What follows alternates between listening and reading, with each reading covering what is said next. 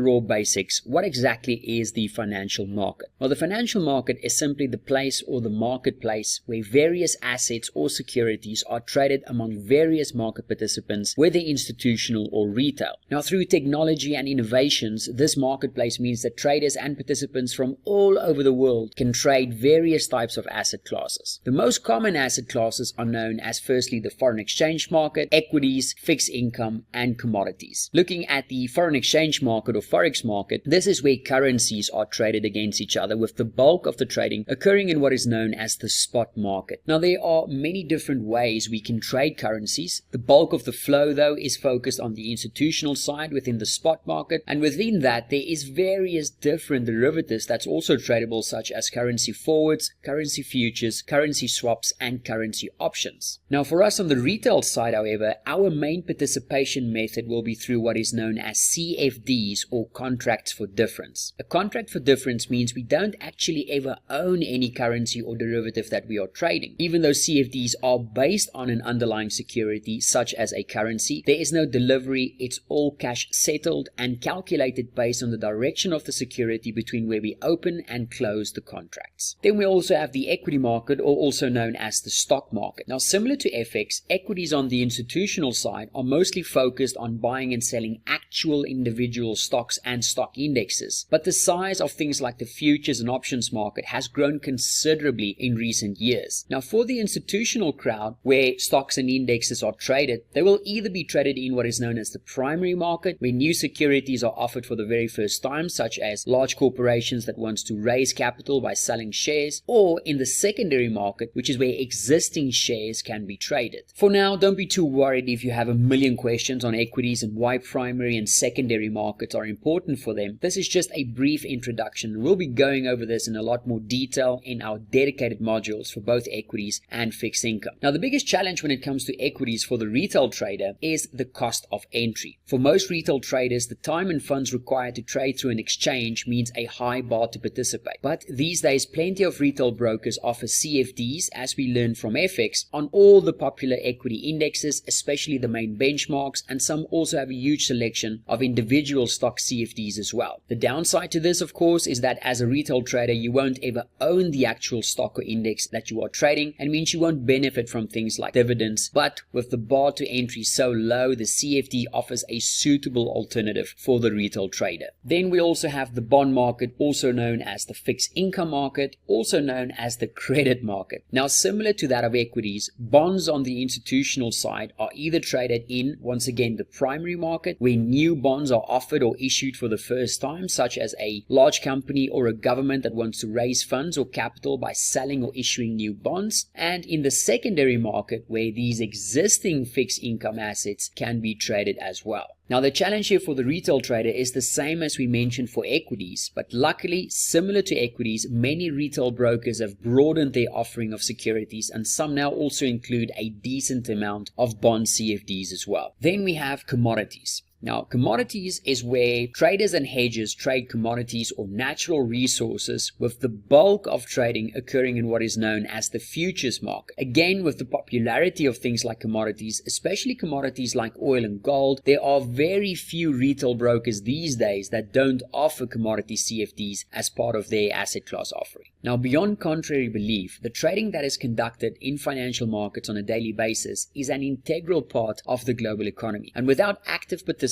both institutional and retail, the global economy won't be able to function properly. That means without traders like you and me, there would be a huge lack of liquidity in the financial system. Yes, our trades only offer a fraction of the size of institutional order flow, but when combined, the aggregate order flow from retail investors and institutional offers well-needed liquidity for the financial markets to function properly. Now, as retail traders and investors, we do not have access to all the intricate and complex assets that institutions have access to. But again, with the help of technology, many retail brokers have expanded their offering of CFD contracts across the major asset classes to help retail traders participate in the financial market. That means you don't need to have access to huge institutional buying power or institutional trading accounts to trade the euro against the US dollar. It means that you don't have to open up a very expensive brokerage account with the New York Stock Exchange just to trade the S&P 500. Through technology, modern retail brokers can give retail traders like you and me access to very liquid and low-cost securities stretching across the major asset classes.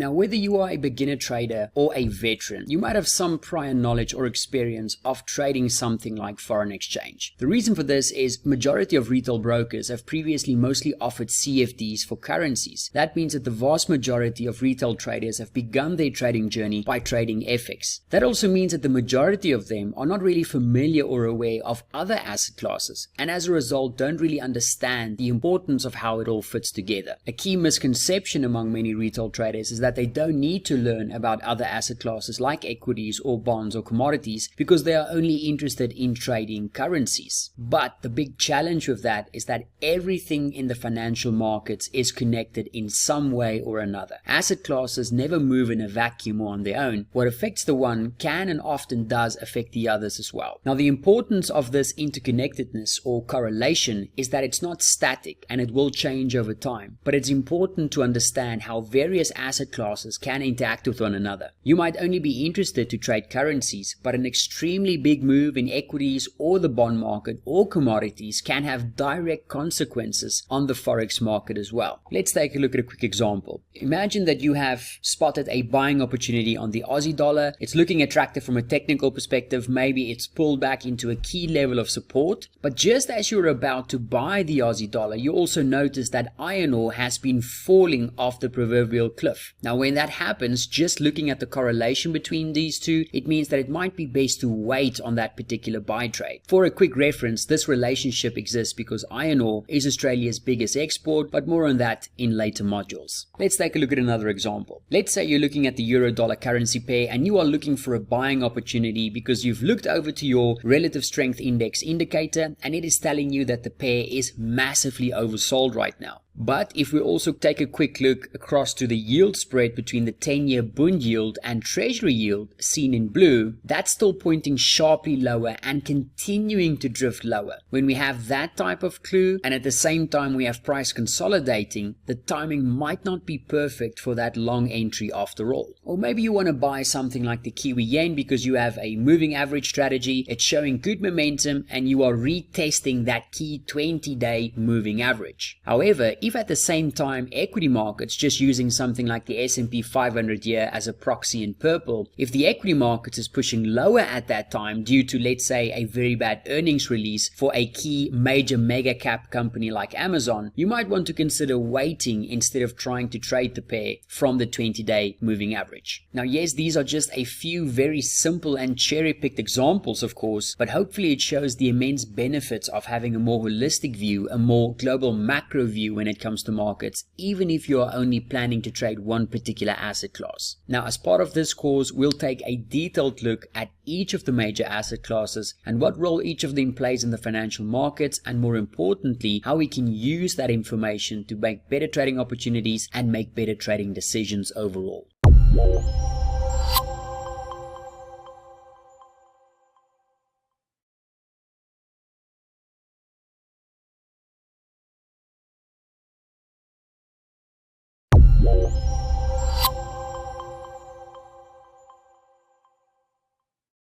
Now, at the most basic level, fundamental analysis is really about finding value. We are trying to establish what something is worth. And then based on that analysis, we try and assess whether the price or cost associated with it is too cheap, too expensive, or accurately priced. Now, many retail traders shy away from things like fundamental analysis because they think it's too complicated. But at the raw basics, it's a lot simpler than most think. What many of us don't realize is that all of us are actually conducting fundamental analysis on an almost daily basis in one way or another. We actually do fundamental analysis when we are inside the grocery store, when we are contemplating whether to go to the gym or not, and when we are in the market to buy a new house. So how do we conduct fundamental analysis in the grocery store? Well, when we are looking through the vegetable shelf at the supermarket and we find a pack of avocados that looks all delicious, but then we decide not to buy them because they are ridiculously overpriced, that's fundamental analysis. How does fundamental analysis tie into going to the gym? Well, when we are contemplating whether going to the gym or getting to bed early would give us the most value for our time or the most return on our investment, that's fundamental analysis. We're weighing up two options and deciding which one is worth more. Or what about when we are in the markets to buy a new house? You are all excited to see the house that the estate agent has told you so much about, but when you finally see the property, you just know by looking at it that it's way too expensive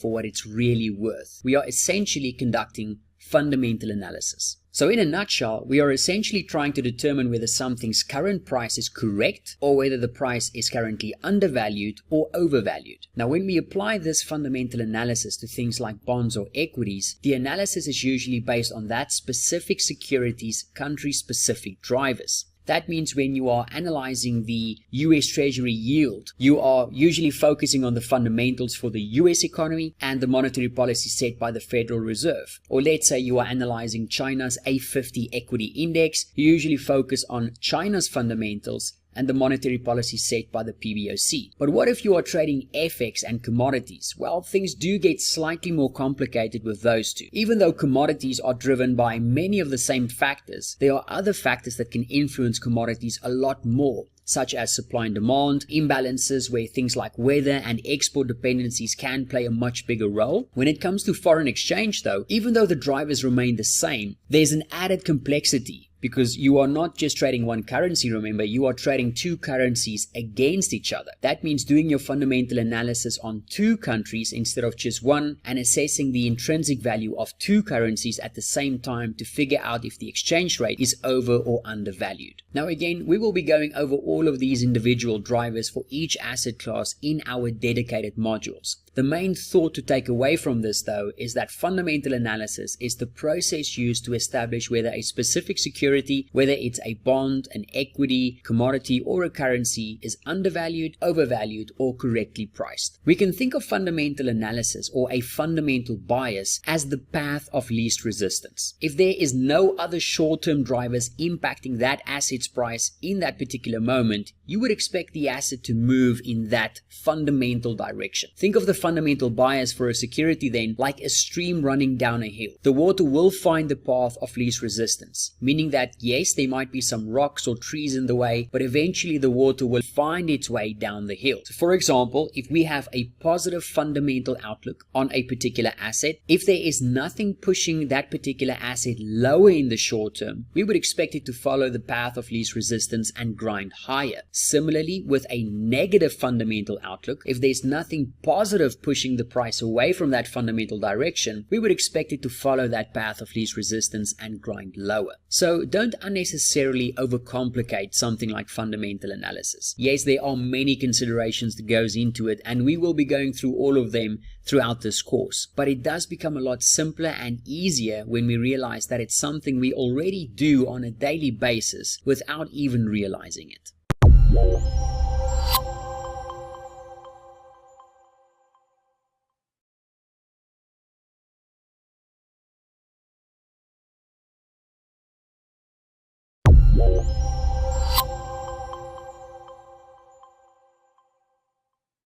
So what exactly moves financial markets? Well, the quick answer is a lot more than we think. There is usually a ton of drivers that can impact financial markets in many different ways. However, even though the list of drivers for asset prices is massive, we can fit or group most of them into 8 broad categories. Now, these 8 categories include things like global macro themes. Now, these are things that affect the global economy. Think of things like the COVID-19 pandemic or the global financial crisis or the dot-com bubble. These are key themes that can change or affect the global economy. Secondly is monetary policy. Now, these are all the actions from central banks, whether it's adjusting short-term interest rates or conducting quantitative easing or tightening. Their actions is always important. Now, of all the major central banks, the most important one, of course, is the Federal Reserve and should always be a key focus point for any fundamental analyst. Thirdly, we also have economic data. Economic data is a critical part of the fundamentals.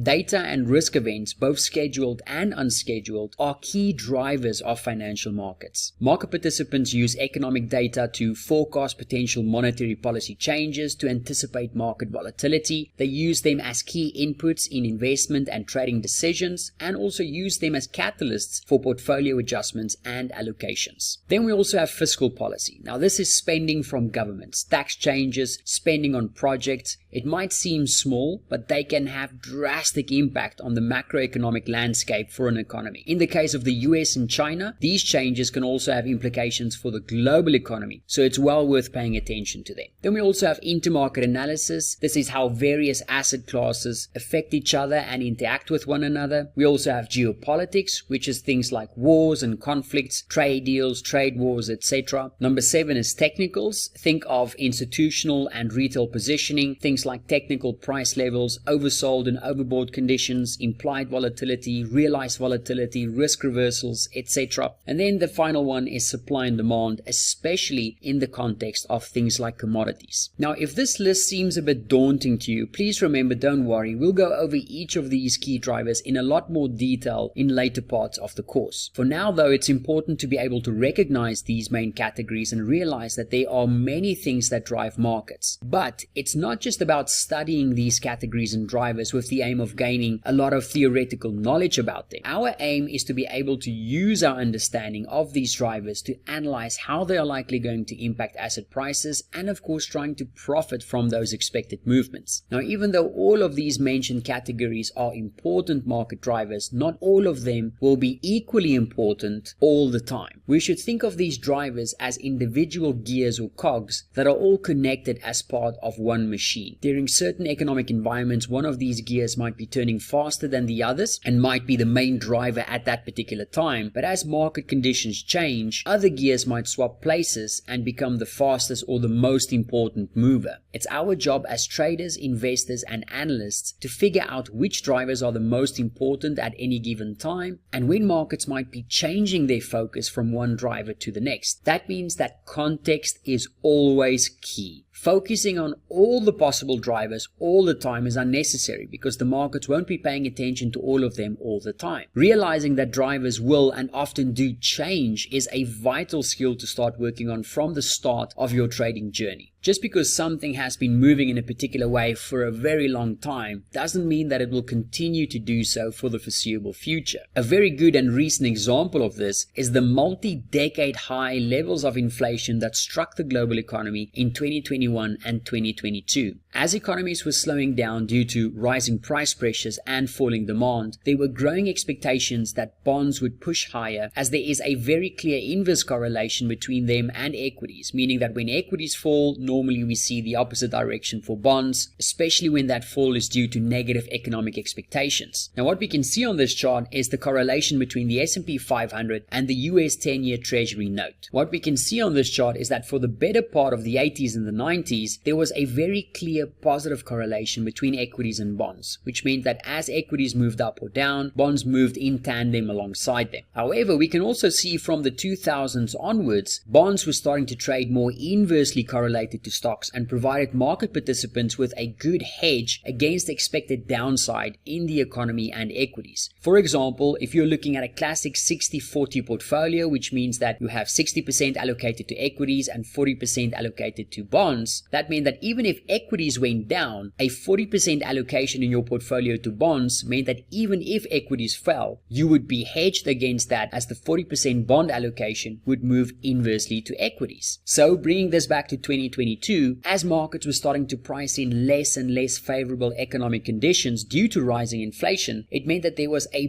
big cohort of market participants that were buying US bonds as a hedge against the tumble in equities and assuming that the same inverse correlation would stay intact. However, due to the extreme high levels of persistent inflation, bonds didn't assume their role as a safe haven or a hedge against equity downside. That typical inverse correlation swapped to a positive one for the first time in many years, and it caught the bulk of market participants off guard. Now, due to the high levels of inflation and the speculative dump of bonds that ensued as a result of this, we saw one of the steepest and most severe drops in US Treasuries in history. This is a very good and recent example of not getting fixated on one particular driver. Their importance and their impact will change over time.